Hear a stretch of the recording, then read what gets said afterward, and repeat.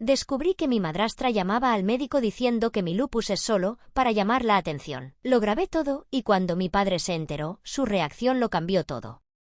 Mi diagnóstico llegó cuando tenía 17 años, pero los síntomas empezaron mucho antes. Fatiga. Eso fue lo primero. Una fatiga que no se parecía a nada que hubiera sentido antes. No era estoy cansada después de la escuela. Era un agotamiento que me dejaba temblando después de subir las escaleras. Mis amigos pensaban que exageraba. Mis profesores pensaban que era pereza. Luego vino el dolor en las articulaciones. Mis manos comenzaron a doler cuando escribía. Mis rodillas cuando caminaba. Mi mandíbula cuando masticaba. Mi papá me llevó al pediatra, luego al médico general, luego a un reumatólogo. Pasaron meses de análisis de sangre, radiografías, derivaciones. Cada vez que un resultado salía normal, mi madrastra ponía los ojos en blanco. Es estrés de la escuela. Todos los adolescentes tienen dolores. Ella se llama Verónica. Llegó a nuestras vidas cuando yo tenía 12 años, un año después de que mi mamá muriera. Mi papá la conoció en el trabajo. Era amable al principio. Traía flores a la casa. Me ayudaba con mi tarea. Sonreía mucho. No vi nada malo en ella durante los primeros 2 años. El diagnóstico llegó un martes de octubre. El reumatólogo nos pidió a mi papá y a mí que fuéramos solos a la cita. Lupus eritematoso sistémico. Una enfermedad autoinmune. Mi cuerpo atacándose a sí mismo. No hay cura, pero hay tratamiento. Mi papá lloró en silencio. Yo solo miré la palabra lupus escrita en el informe y sentí que algo dentro de mí se rompía y se calmaba al mismo tiempo. Porque después de años de no saber qué me pasaba, por fin había un nombre. Cuando llegamos a casa, Verónica estaba en la cocina. Preguntó qué había dicho el médico. Mi papá se lo dijo. Ella asintió, hizo una pequeña mueca de preocupación y dijo, bueno, ahora saben qué tratar. Parecía una respuesta normal. No lo era. El tratamiento comenzó rápido. Hidroxicloroquina para controlar la actividad de la enfermedad. Prednisona para los brotes. Citas de seguimiento cada 3 meses. Análisis de sangre cada 6 semanas. Me dijeron que evitara el sol, que cuidara mi alimentación,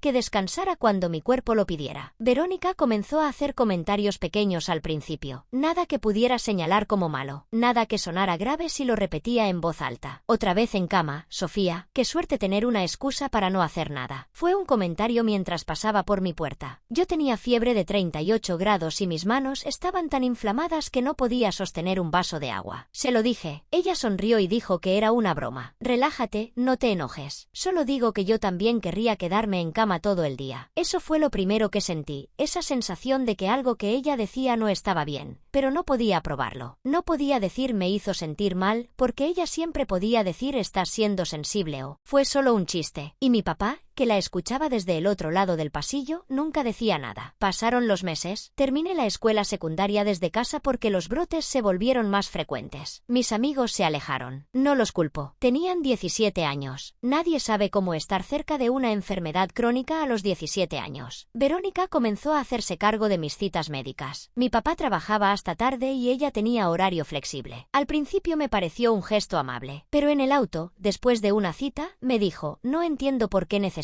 tantos medicamentos. El doctor dijo que tu caso no era tan grave. Es para prevenir que se ponga grave, le expliqué. Tal vez podrías probar cosas más naturales. He leído que la dieta puede curar el lupus. El lupus no se cura, Verónica. Bueno, pero tal vez podrías intentarlo. No creo que sea bueno tomar tantas pastillas a tu edad. Esa fue la primera vez que noté algo extraño, porque cuando hablaba con el médico, ella parecía entender. Pero cuando estábamos solas, sus palabras eran diferentes. No le di mucha importancia. Pensé que solo era ignorancia. Pensé que necesitaba tiempo para entender la enfermedad. Estaba equivocada. Mi papá viajaba mucho por trabajo. Una semana sí, una semana no. Cuando él estaba en casa, Verónica era diferente. Me preguntaba cómo me sentía. Me llevaba el desayuno a la cama si había tenido una noche difícil. Le decía a mi papá lo orgullosa que estaba de cómo estaba manejando mi enfermedad. Cuando él se iba, las cosas cambiaban. Vamos, Sofía, no puedes quedarte en cama otra vez. No es para tanto. Mi prima tiene artritis reumatoide y trabaja 8 horas al día. Tú solo tienes lupus. Es diferente. Sabes que mucha gente piensa que el lupus es una enfermedad falsa, ¿verdad? Como algo que los médicos diagnostican cuando no saben qué más decir. Cada comentario era una pequeña grieta. No lo suficiente para romperme, pero suficiente para que comenzara a dudar de mí misma. ¿Será que estoy exagerando? ¿Será que mi dolor no es tan grave? ¿Será que debería esforzarme más? Comencé a levantarme aunque tuviera fiebre, a limpiar mi cuarto aunque me dolieran las manos, a salir a caminar aunque el sol me provocara provocara erupciones en la piel. Quería demostrarle que no era débil. Terminé en el hospital 3 veces en 6 meses. Cada vez, mi papá volvía de sus viajes y encontraba a Verónica a mi lado en la sala de emergencias. Ella le decía que había hecho todo lo posible, que me había llevado al médico, que estaba muy preocupada por mí. Mi papá la abrazaba y le agradecía por cuidarme. Yo estaba demasiado débil para contradecirla, demasiado confundida para saber qué estaba pasando realmente. El doctor Castillo me llamó después de la tercera hospitalización. Quería hablar conmigo a solas. Sofía, tus análisis muestran que no has estado tomando la medicación como deberías. Los niveles de hidroxicloroquina en tu sangre son muy bajos. Eso no podía ser. Tomaba mis pastillas todos los días. Las tenía en mi mesita de noche. Las veía, las contaba. Las tomo todas, le dije. ¿A qué hora las tomas? Por la mañana. Siempre después del desayuno. ¿Alguien te las da o las tomas sola? Las tomo yo. Las tengo en mi pastillero. El médico anotó algo en su computadora. Vamos a cambiar la presentación del medicamento. En lugar de pastillas, te voy a recetar una versión líquida. Es más difícil de absorber,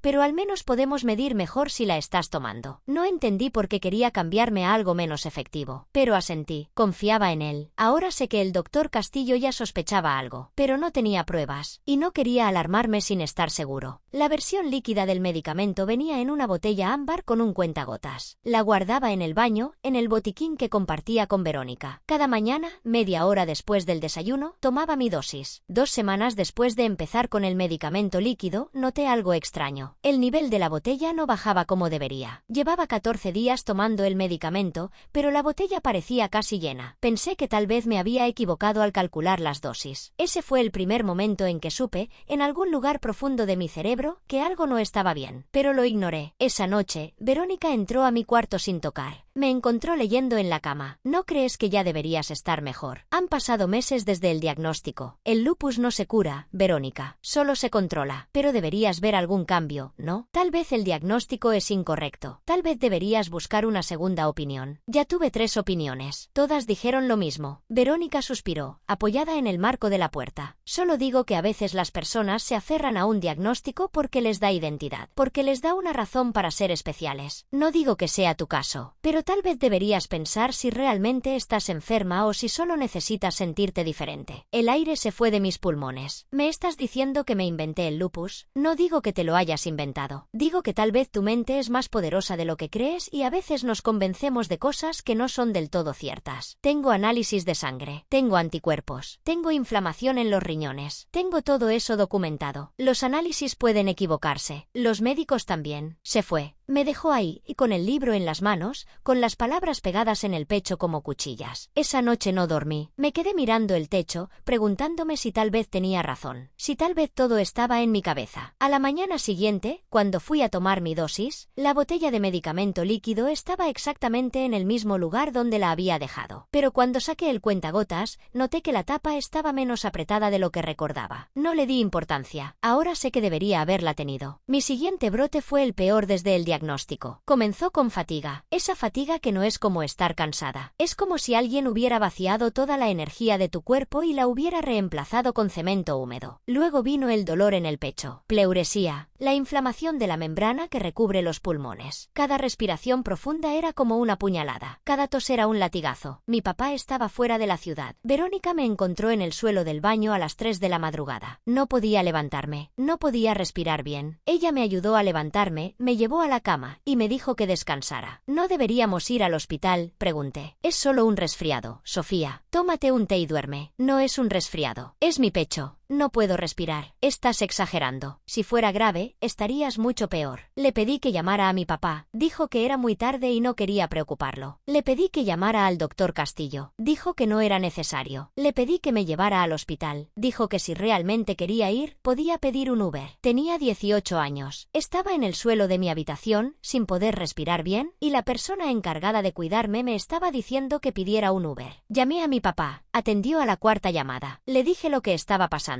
Escuché cómo despertaba a Verónica en el otro lado de la línea. Aunque ella ya estaba despierta, aunque ella estaba parada a 3 metros de mí. Mi papá llamó a una ambulancia desde donde estaba. Llegaron en 15 minutos. Verónica les abrió la puerta con cara de preocupación. Estaba durmiendo y la escuché quejarse. No sabía que estaba tan mal. Si hubiera sabido, la habría traído yo misma. En el hospital, el doctor Castillo me visitó en la habitación. Estaba serio. Sofía, tus riñones están mostrando signos de inflamación. Si esto continúa, podríamos estar hablando de una nefritis lúpica. Eso es grave, pero no he estado tomando el medicamento. Los análisis mostraron niveles casi indetectables de hidroxicloroquina en mi sangre, como si no hubiera tomado ni una sola dosis en semanas. ¿Hay alguien más que tenga acceso a tus medicamentos?, preguntó. Vivo con mi papá y mi madrastra, pero ellos no, quiero decir, no creo que. No terminé la frase, porque en ese momento algo hizo clic. La botella que no bajaba de nivel, la tapa que estaba menos apretada, los comentarios sobre que mi enfermedad no era real, las sugerencias de que dejara los medicamentos. El doctor Castillo me miró a los ojos. Sofía, necesito que me digas si alguien podría estar interfiriendo con tu tratamiento. Mi madrastra, dije, y las palabras salieron solas. Creo que es mi madrastra. Pasé 5 días en el hospital. Mi papá llegó al segundo día. Verónica también estaba allí, en la sala de espera, llevándole café, haciéndole compañía. Cuando entró a mi habitación, me abrazó y dijo que estaba muy asustada. Menos mal que estás bien, susurró en mi oído. Yo no dije nada, solo la miré. Mi papá notó mi silencio. Preguntó qué pasaba. Dije que estaba cansada. No era el momento. No tenía pruebas. Solo tenía una corazonada y un montón de comentarios que sonaban inocentes por separado pero que juntos formaban un patrón que me helaba la sangre. El doctor Castillo pidió hablar conmigo a solas antes de mi alta. Voy a ser directo. Los niveles de medicamento en tu sangre son incompatibles con una persona que está tomando su dosis diaria. Incluso si olvidaras una dosis ocasional, no bajarían tanto. Alguien está interfiriendo activamente con tu tratamiento. ¿Cómo puedes saberlo? Porque la presentación líquida que te receté tiene un marcador. Es algo que usamos en estudios clínicos para medir adherencia. Podemos ver exactamente cuándo se toma y cuándo no, y lo que vemos es que durante varios días seguidos no hubo ingesta del medicamento. Luego un día sí, luego varios días no. Como si alguien estuviera eligiendo qué días dar y qué días no. Entonces alguien lo está reemplazando, o diluyendo, o tirándolo. El doctor Castillo me entregó un sobre con los resultados de mis análisis de sangre de los últimos 6 meses. Compáralos con la fecha de tus recetas. Verás que hay una correlación inversa entre cuando surtes tu medicamento y cuando tus niveles están bajos. Eso significa que tienes el medicamento en casa, pero no lo estás absorbiendo. ¿Qué debería hacer?, pregunté. El doctor Castillo se inclinó hacia adelante. Deberías hablar con tu papá, y deberías conseguir un pastillero con candado. Y deberías pedir que todas tus citas médicas queden registradas con un código de acceso que solo tú y él tengan. Verónica me llevó a casa. Mi papá se quedó unos días más, pero tenía que volver a trabajar. Cuando él se fue, Verónica volvió a ser la de siempre. 3 hospitalizaciones en un año. La gente va a pensar que estás muy enferma. Estoy muy enferma, Verónica. No, no lo estás. Solo necesitas pensar diferente. Esa noche, cuando llegamos a casa, saqué el sobre. Comparé las fechas. Los niveles de medicamento bajaban exactamente cuando mi papá estaba fuera de la ciudad. Subían cuando él volvía. Bajaban otra vez cuando él se iba. No era un patrón. Era una prueba. Y Verónica estaba fallando cada vez que mi papá no estaba mirando. Decidí no decir nada todavía. Necesitaba más pruebas. Si iba a acusar a Verónica de algo así, necesitaba algo que no pudiera negar. Compré una cámara pequeña, de esas que se usan para monitorear mascotas. La escondí detrás de unos libros en el estante del baño. Apuntaba directamente al botiquín. También compré un pastillero con candado. Cuando Verónica preguntó para qué era, dije que era para organizar mejor mis medicamentos. Puso los ojos en blanco pero no dijo nada más. Cada noche, cuando Verónica creía que yo estaba durmiendo, revisaba las grabaciones. Los primeros 3 días no pasó nada. El cuarto día, a las 2:17 de la madrugada, Verónica entró al baño. Abrió el botiquín. Sacó mi botella de medicamentos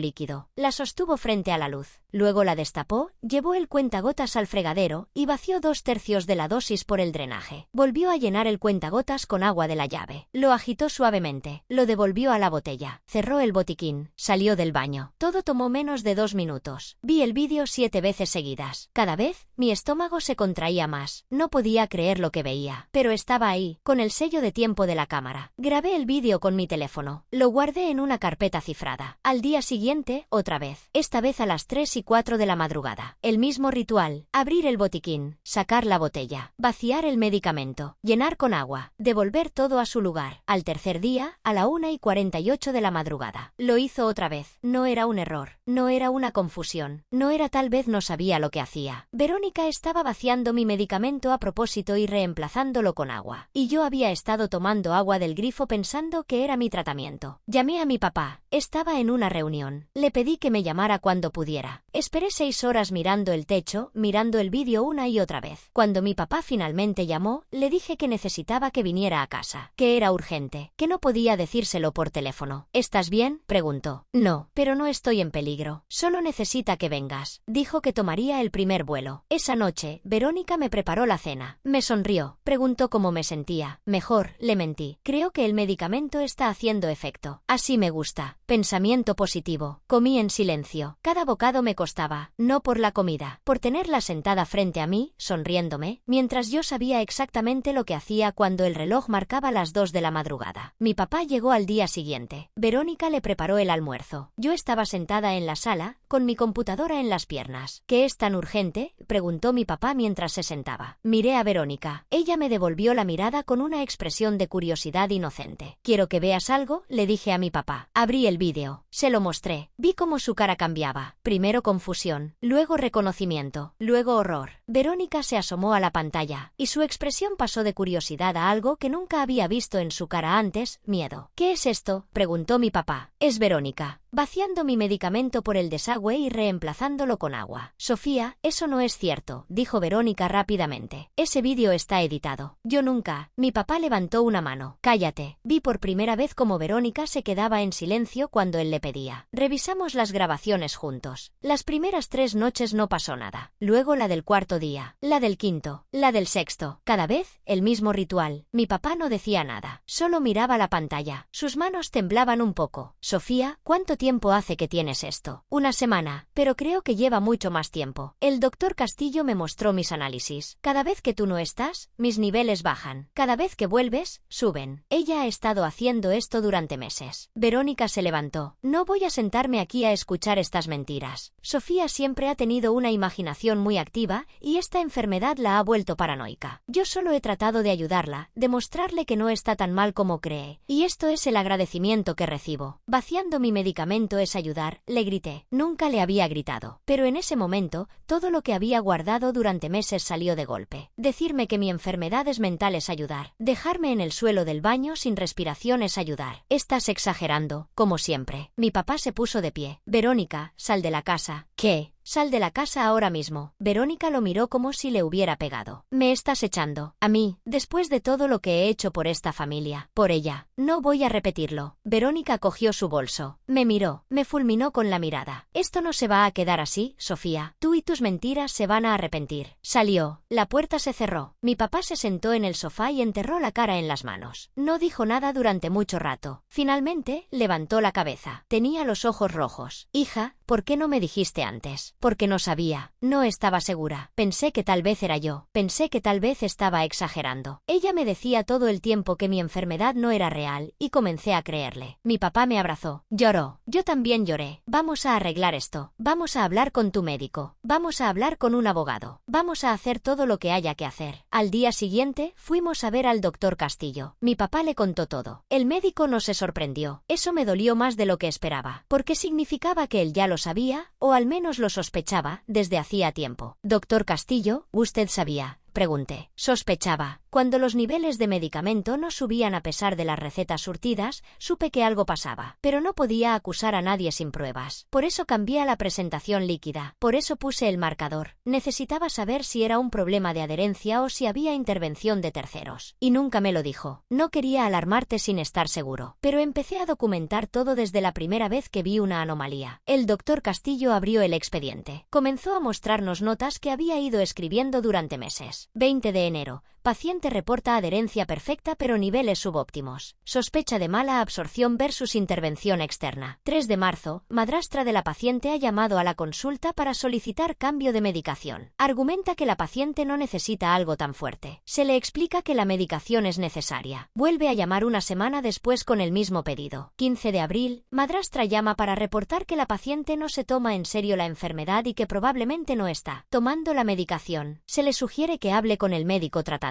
No vuelve a llamar hasta mayo. ¿Llamaba a la consulta?, pregunté. El doctor Castillo asintió. Muchas veces. Al principio pensé que era una madrastra preocupada, pero con el tiempo, sus llamadas se volvieron más insistentes. Cuestionaba el diagnóstico. Decía que tal vez te habían diagnosticado mal. Preguntaba si no había una forma de retirar el tratamiento porque te estaba haciendo más daño que bien. ¿Y por qué no me lo dijo?, preguntó mi papá. Porque no era ilegal. Una familiar preocupada que llama al médico no es un delito. Pero cuando vi los patrones en los análisis, empecé a documentar todo. Cada llamada, cada comentario, cada solicitud inapropiada. El doctor Castillo sacó una hoja de papel. Era un registro de llamadas. Verónica había llamado a la consulta 47 veces en 8 meses. 47. Algunas eran cortas, de menos de 1 minuto. Otras duraban más de 10 minutos. Había llamadas a diferentes horas del día. Siempre con el mismo patrón: cuestionar mi diagnóstico, minimizar mis síntomas, sugerir que no necesitaba el tratamiento. Sofía, tu madrastra no solo estaba vaciando tu medicamento, dijo el doctor Castillo. Estaba activamente tratando de que yo te lo retirara. Quería que yo fuera el malo. Quería que yo te dijera que no necesitabas el tratamiento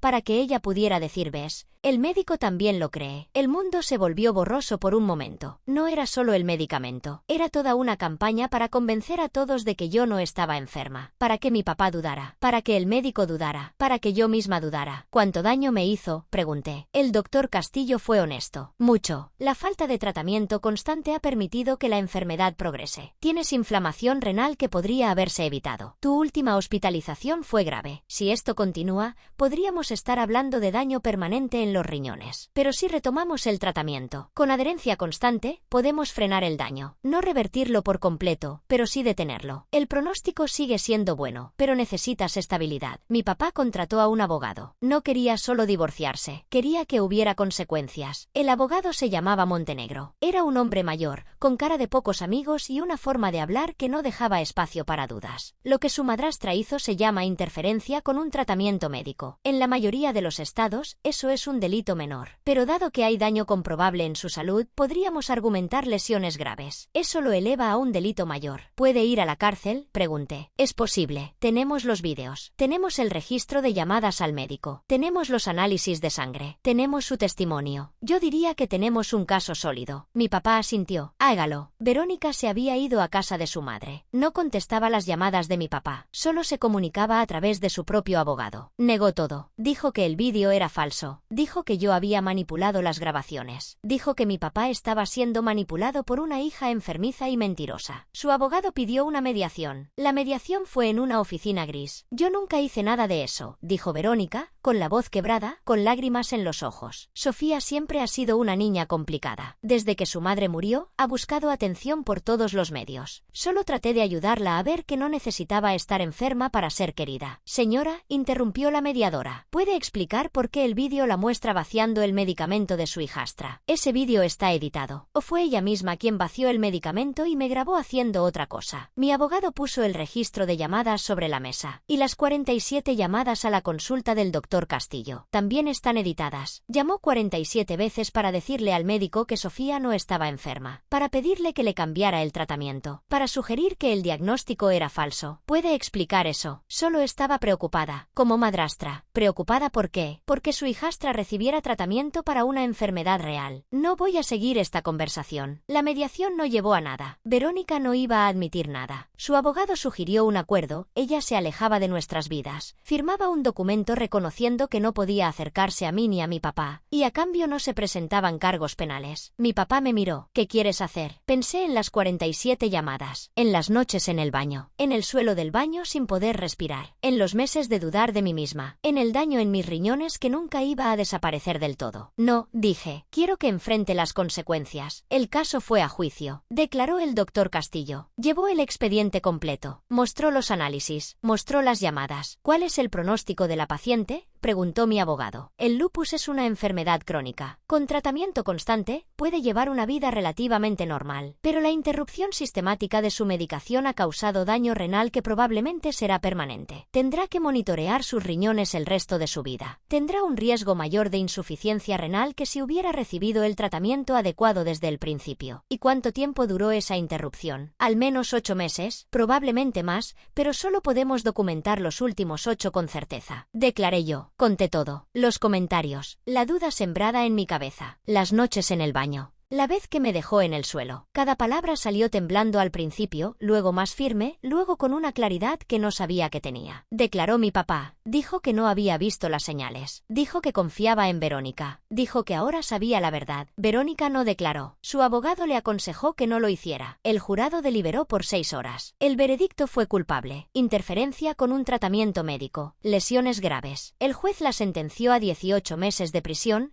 3 años de libertad condicional y una orden de restricción permanente que le prohibía acercarse a mí o contactarme por cualquier medio. Verónica lloró cuando la esposaron. Miró a mi papá. Me miró a mí. Nunca quise hacerte daño, dijo. Fue lo último que le escuché decir. Mi papá pidió el divorcio. Verónica lo firmó desde la cárcel. No hubo lucha. No hubo negociación. Los meses siguientes fueron difíciles. Tuve que reconstruir no solo mi tratamiento médico, sino mi sentido de realidad. Durante casi un año, alguien me había dicho todos los días que mi enfermedad era falsa, que mis síntomas eran exagerados, que mi dolor era una elección. Esas palabras no desaparecen porque la persona se vaya. Se quedan, se instalan. A veces, en las noches malas, todavía las escucho. Mi papá y yo empezamos terapia por separado. Él necesitaba entender cómo no había visto lo que pasaba. Yo necesitaba recordar que mi enfermedad era real y que no estaba loca. El tratamiento volvió a funcionar. Lentamente, mis niveles de medicamentos se estabilizaron. Los brotes se volvieron menos frecuentes. El dolor en mis articulaciones disminuyó.